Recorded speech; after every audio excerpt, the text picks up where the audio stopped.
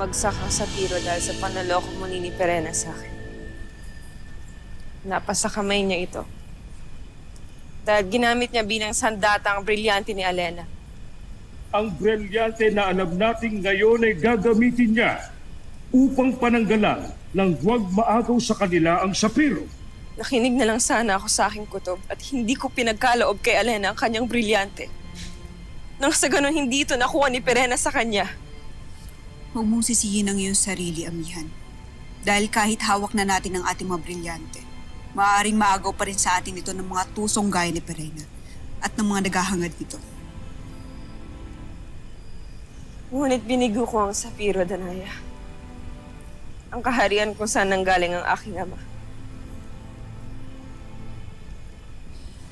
Ibrahim, patawad at hindi ko napagtanggol ang Sapiro. Yan. Marami ka na nagawa para sa Sapiro. Kaya wala ka dapat ihingi ng kapatawaran. Dahil wala ka namang kasalanan sa mga naganap.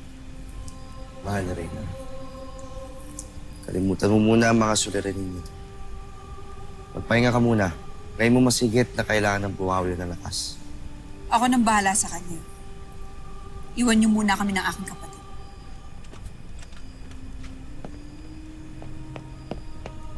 Basnesera, mahal na Reyna.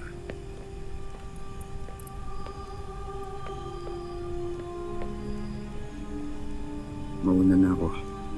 Mahal kong Reyna.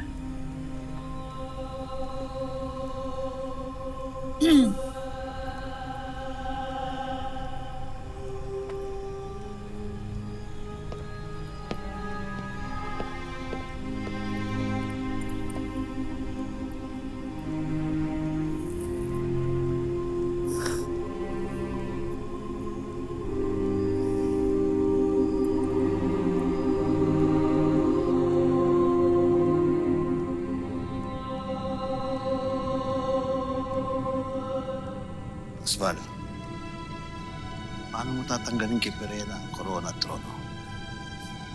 Eh, nasa kanya ng isang brilyante. Tiwala ka sa akin, Dagto. Hindi rin magtatagal ang pagdiriwang niya.